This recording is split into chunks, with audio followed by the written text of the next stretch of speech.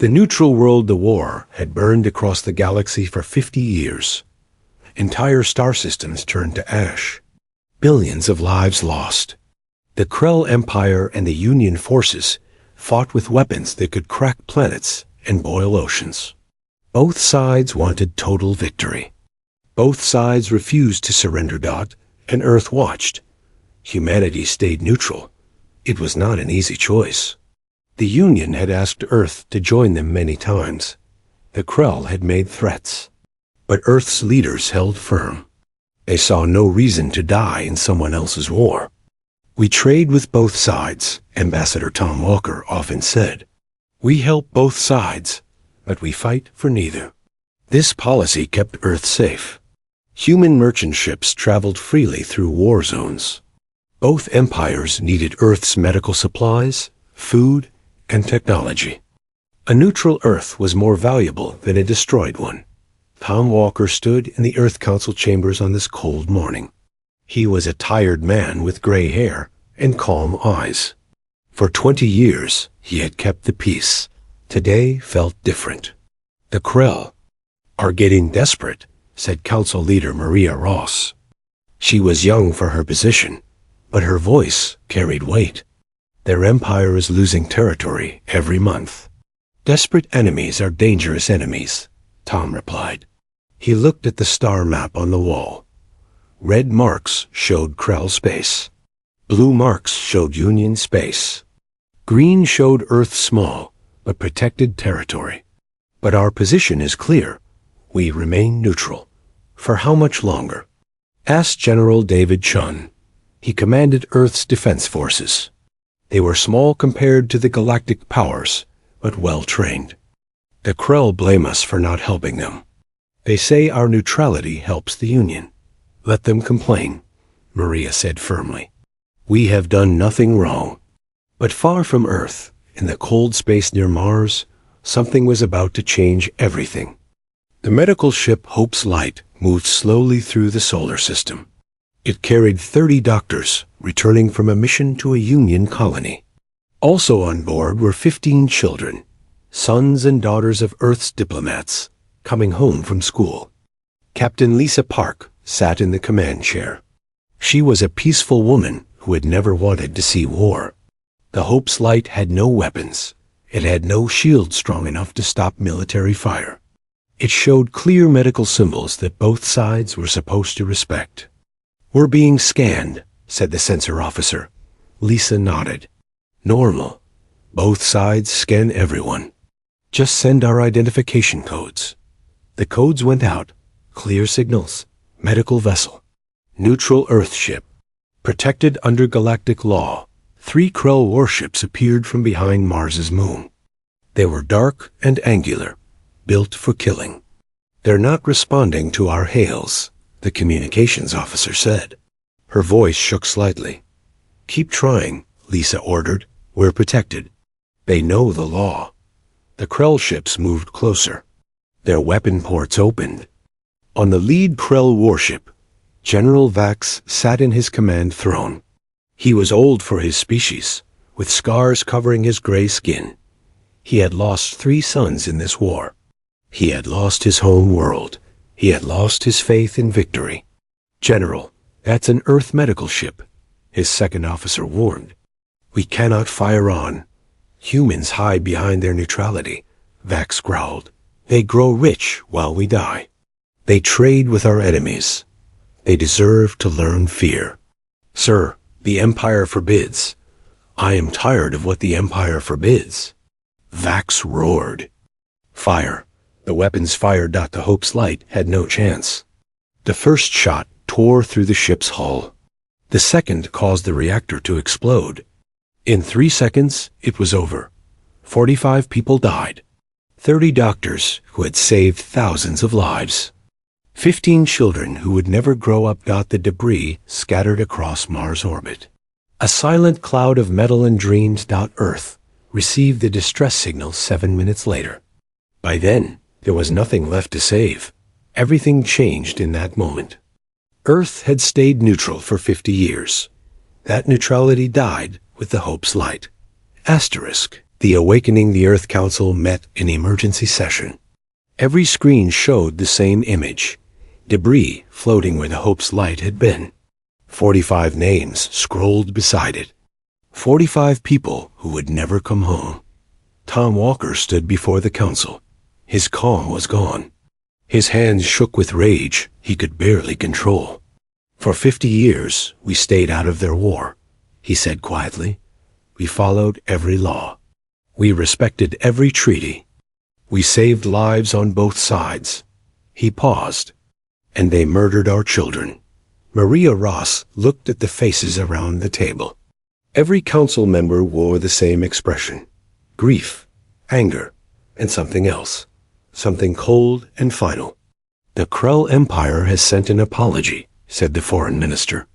They claim it was an accident. A rogue commander acting alone. Do you believe that? Maria asked. No, neither do I. Maria stood. 50 years we stayed neutral. 50 years we hoped reason would prevail. We were fools. She looked at each council member. All in favor of ending our neutrality? Every hand rose. Then we are at war. Maria turned to the military section. General Chun, wake them up. David Chun nodded slowly. Yes, ma'am. It's time. What the galaxy didn't know was that Earth had never been defenseless. Humanity had spent 50 years preparing. While other species built weapons to destroy planets, humans had built something different.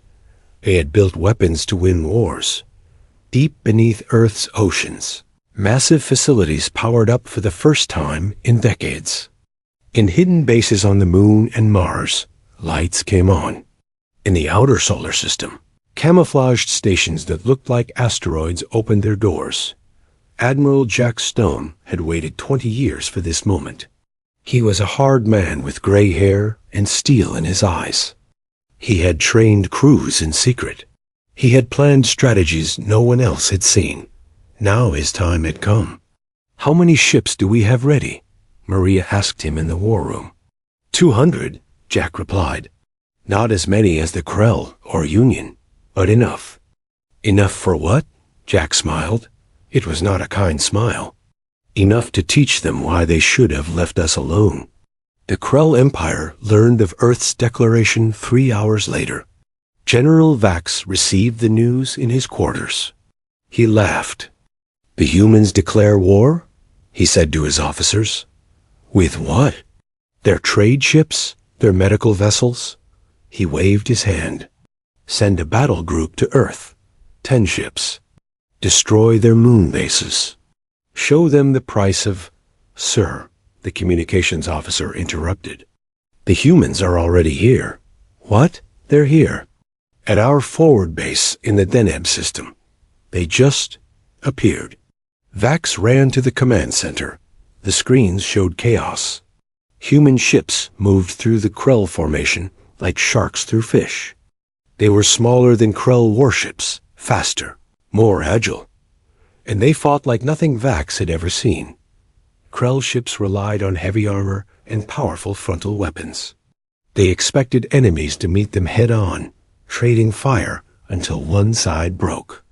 It was how galactic warfare had worked for 1,000 years. Humans ignored the rules. Their ships came from above, below, behind. They worked in groups, concentrating fire on single targets. When Krell ships turned to face them, they were already gone, hitting from a new angle. They're using old Earth naval tactics, Vax whispered. From their ocean wars. One Krell battleship exploded, then another, then 3 more.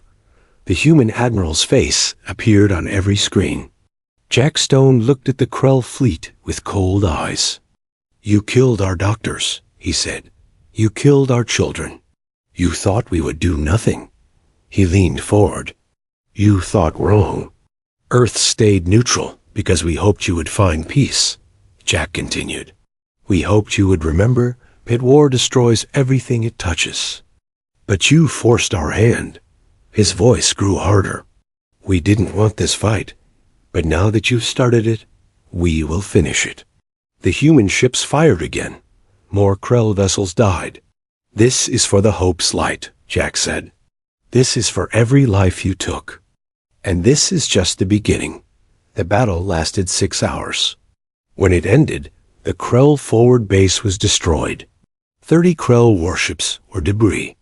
The human fleet had lost 4 ships. Across the galaxy, both the Krell Empire and the Union forces received the same message from Earth. "We stayed neutral for 50 years. You broke that peace. Now you will learn what humanity can do when pushed too far. We are coming, and we will not stop until justice is served." In the Earth Council chambers, Maria Ross watched the battle reports. Tom Walker stood beside her. "We crossed a line today," he said softly. "They crossed it first," Maria replied. "We're just showing them what's on the other side." The war had changed. Earth was no longer neutral, and the galaxy would never be the same. Asterisk, the message spreads news of the Deneb battle spread across the galaxy in days. Every species heard the same story. Earth, the peaceful traders, had destroyed a Krell battle group with minimal losses. No one believed it at first. The Krell High Command called an emergency meeting. 12 military leaders sat around a black stone table. They had conquered 100 worlds. They had never known defeat like this. "Explain to me," said Supreme Commander Rake, "how a neutral planet destroyed 30 of our warships." The military analysts showed their data. The Krell officers watched the battle recordings in silence. They saw human ships moving in patterns that made no sense, attacking from impossible angles, disappearing before Krell weapons could lock on. "They don't fight like us," said one analyst. "They don't fight like anyone we know." "Then how do they fight?" Rake demanded. "Like predators, sir. Like hunters from a death world." Rake's eyes narrowed. "Earth is classified as a death world?" "Yes, sir. Class 7. High gravity. Extreme weather. Thousands of predator species. Humans evolved by surviving everything their planet threw at them. And we thought they were soft because they chose peace," Rake said bitterly. "We mistook patience for weakness. What are your orders, sir?" Rake stood. "Send our second fleet. 50 ships. We will crush them before they grow stronger." But the Krell were not Earth's only problem. On the Union flagship Dawn of Justice, Commander Wells studied the same battle data. The Union had fought the Krell for 50 years. They knew every Krell tactic, every Krell weapon. These human tactics were completely new. They could change everything, Wells said to his staff. "If they join our side." "They won't," interrupted his intelligence officer. Earth's message was clear. They're not joining anyone. They're fighting for themselves. Then they're fools. The Krell will send everything they have. Perhaps. But look at this. The intelligence officer showed more footage. Human ships are showing up everywhere. They hit a Krell supply depot near Rigel yesterday. Destroyed it in 20 minutes. This morning, they attacked a Krell patrol near Vega. No survivors. Wells frowned. "How many ships do they have?" "Unknown, sir. But they're spreading our enemy thin. That helps us." "For now," Wells said. "But what happens when they turn those tactics on us?" The officer had no answer. On Earth, Admiral Jack Stone stood in the Deep Space Command Center. Screens surrounded him, showing fleet positions across dozens of star systems. His strategy was simple but effective. Hit fast. Hit hard. Disappear.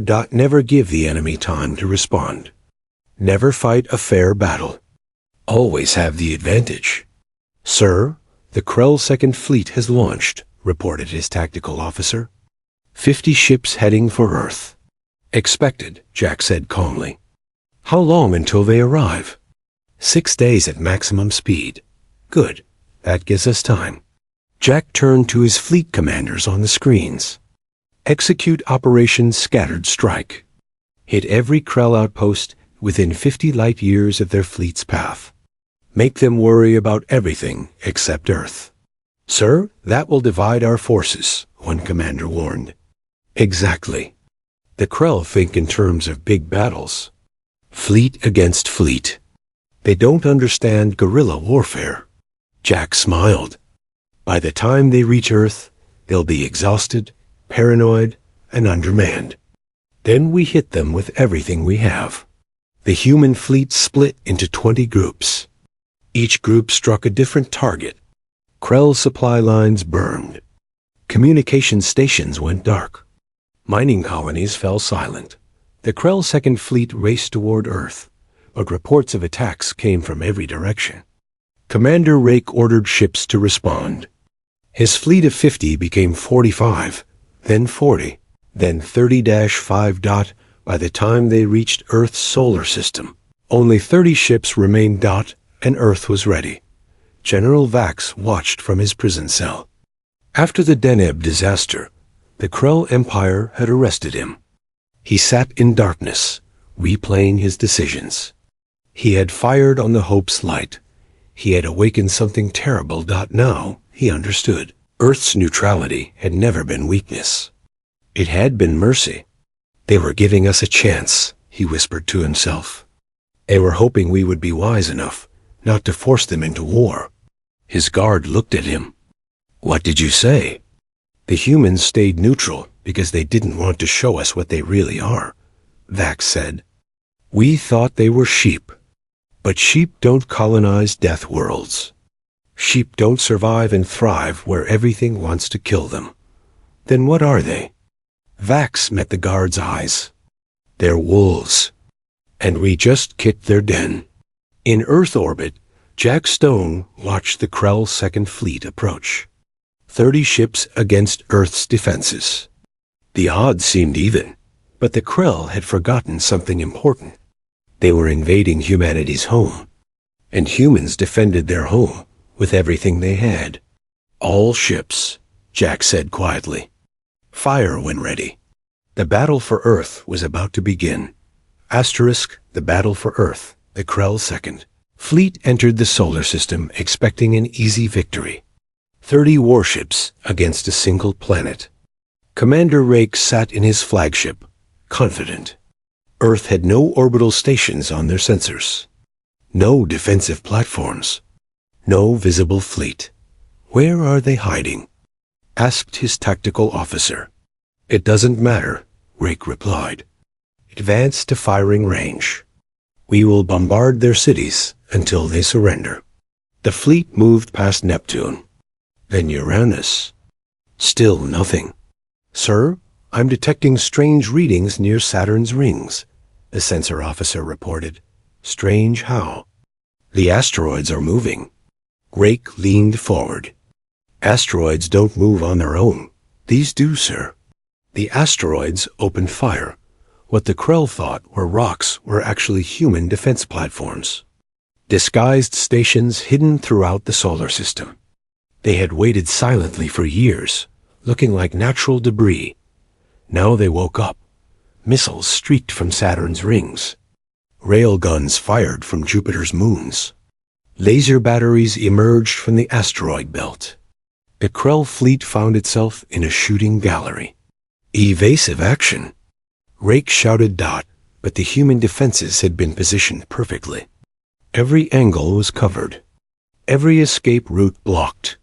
The Krell ships scattered, trying to avoid the barrage. Then the human fleet appeared. They came from behind Earth's moon, from Mars' orbit, from hidden positions throughout the inner system. 50 human warships against 30 Krell vessels. But now the Krell were damaged, disorganized, and surrounded. All ships, Jack Stone ordered. Attack pattern Delta. End this quickly. The human ships moved like a school of fish, each knowing exactly where the others would be. They focused fire on single targets, destroying them one by one. No wasted shots. No hesitation. The Krell tried to form defensive lines. But human ships didn't fight in lines. They swarmed. They flanked. They attacked from every direction at once. This is wrong, Rake muttered, watching his fleet die around him. This is not how space combat works. There are rules, formations, honor. The humans don't care about our rules. His second officer said. A human ship passed directly underneath Rake's flagship. It fired straight up into the ship's belly, where armor was weakest. Explosions ripped through 3 decks. Return fire. Rake ordered, but the human ship was already gone. Another Krell warship exploded. Then another. The battle was turning into a massacre. On Earth, billions of people watched the sky. They saw lights flashing among the stars. Each flash was a ship dying. Most were Krell. In the command center, Maria Ross stood beside Tom Walker. They watched the battle unfold on massive screens. We're winning, Tom said quietly. Yes, Maria replied. But at what cost? We're no longer the peaceful traders. We're warriors now. They made us warriors, Tom said. We didn't choose this, didn't we? Maria looked at him. We had defenses ready. We had fleets built in secret. We prepared for war, even while preaching peace. We prepared to defend ourselves. That's different, is it? Maria sighed. I wonder if history will agree. In space, the battle reached its end. Of the 30 Krell ships that attacked Earth, only 5 remained. They tried to retreat, but human ships blocked their path. Jack Stone opened a channel to the Krell flagship. Commander Rake, he said, you came to destroy our world. You failed.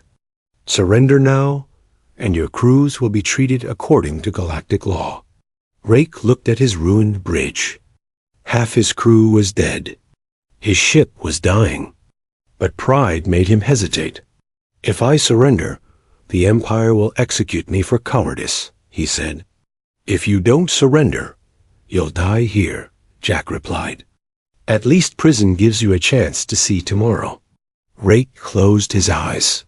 He thought of his family, his home, all the things he'd lost in this endless war. Now Earth had taken even his honor.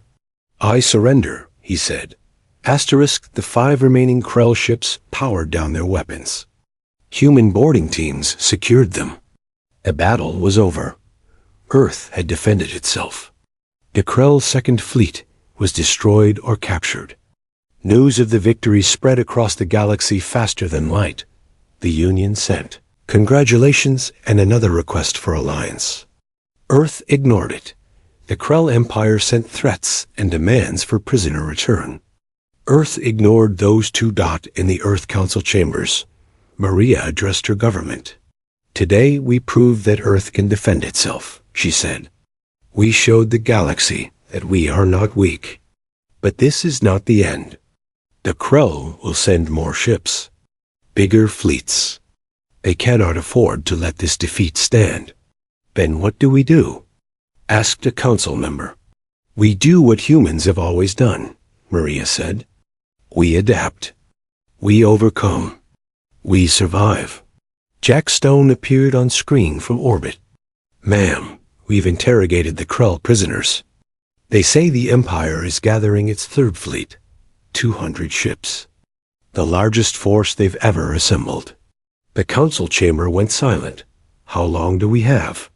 Maria asked. 3 weeks. Maybe 4. Maria nodded slowly.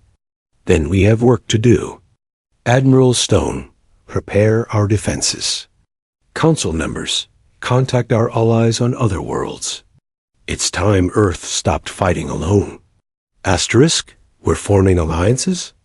Tom asked, surprised. No, Maria said. We're finding friends. There's a difference. We won't join their war, but we'll accept help defending our home. Across the galaxy, smaller species watched Earth's victory with hope. For 50 years, they had suffered under the Krell and Union, 2 giants crushing everyone between them. Now a 3rd power had emerged, one that fought for itself, not for conquest. Messages began arriving at Earth from dozens of worlds. Offers of support, requests for protection, hopes for a new way forward. Earth's neutrality was dead, but something new was being born. Something the galaxy had never seen before. A coalition of the unwanted. An alliance of the neutral. United not by conquest, but by the simple desire to be left alone. The Krell Third Fleet was coming, but Earth would not face it alone. The coalition forms. 3 weeks passed quickly. Earth's diplomats worked without rest. Tom Walker traveled to 12 different worlds, speaking with leaders who had stayed quiet during the war. Small species. Peaceful traders. Worlds that wanted no part of the Krell Union conflict. His message was simple. Stand with us or watch us fall. Then wait for your turn. The first to answer was the Marin Republic. Their home world sat near Krell space. For decades, they had paid tribute to avoid invasion. Their president, an old female named Cora, met Tom in secret. Why should we trust Earth? She asked. You stayed neutral for 50 years. You did nothing while we suffered. You're right, Tom admitted. We were wrong. We thought staying out would keep us safe. We learned otherwise. He showed her footage of the Hope's light debris. Now we fight. Join us or don't. But know this, if we fall, you're next. Cora watched the footage in silence. Then she nodded. The Marin Republic will send 10 ships. 10 ships won't turn the tide, Tom said. No, Cora agreed. But it will show others that resistance is possible. That will be worth more than 100 ships. She was right. When news spread that the Marin had joined Earth, others followed. The Tailless Confederacy sent 15 ships. The Free Worlds of Deneb sent 8. The Outer Rim Alliance sent 12. None were military powers. But together, they formed something new. Something that scared both the Krell and the Union. A third force in the galaxy. On Earth, Jack Stone coordinated with his new allies. Many had never fought together before. Their ships used different weapons, different tactics, different languages. This is a mess, complained Captain Harris, one of Jack's senior officers. Half of them can't even understand our battle commands. Then we keep it simple, Jack replied. He gathered all the Allied commanders on a video conference. Faces of a dozen different species looked back at him. Listen carefully, Jack said. The Krell fight with overwhelming force. They form battle lines and advance. They expect their enemies to meet them head-on. He paused. We will not do that. Then what do we do? Asked a Tailless commander. We hurt them before they reach Earth. Hit and run attacks. Destroy their supply ships. Sabotage their communications. By the time they arrive, they should be angry, tired, and making mistakes. That's not honorable combat, said a Marin captain. No, Jack agreed. It's smart combat. Honor doesn't win wars. Strategy does. The plan took shape. Allied ships would split into small groups. Each group would strike a different part of the Krell fleet's journey. Never a fair fight. Always an ambush. The Krell are gathering their third fleet at the Helios station, Jack explained. That's 4 weeks from Earth at maximum speed. We'll hit them all along the route. Death by 1,000 cuts. The first strike happened 3 days later. A Krell supply convoy carrying food and ammunition traveled through the Outer Rim. 20 cargo ships with 6 warship escorts. They expected no trouble. 5 human ships and 3 tailless vessels appeared from behind an asteroid field. They destroyed 4 cargo ships before the Krell could react. By the time the warship escorts turned their weapons, the attackers were gone. The second strike came the next day. Then the third. Then the fourth. The Krell Third Fleet hadn't even left Helios Station, but they were already bleeding resources. Supreme Commander Rake sat in the Krell war room, staring at reports. 18 supply convoys attacked. 37 ships destroyed. 2 communications stations sabotaged. "The humans are everywhere," said one of his generals. "Impossible," Rake snapped. "They don't have enough ships." "They have allies now, sir. Small fleets from minor worlds, acting in coordination." Rake slammed his fist on the table. "Minor worlds. Insignificant species. How dare they challenge us?" "They dare because Earth showed them how," the general said quietly. "They were afraid of us? Now they're more afraid of doing nothing." Rake stood and walked to the star map. The Krell Empire, shown in red, covered a quarter of the galaxy. But now, small green dots appeared throughout their territory. Allied forces. Human bases. Ships that refused to bow. "We will crush them all," Rake said. "The Third Fleet launches tomorrow. 200 ships. We will burn Earth to ash and make an example of anyone who helped them." "Yes, sir." But as Rake looked at the map, doubt crept into his mind. The Krell had always won through superior numbers and firepower.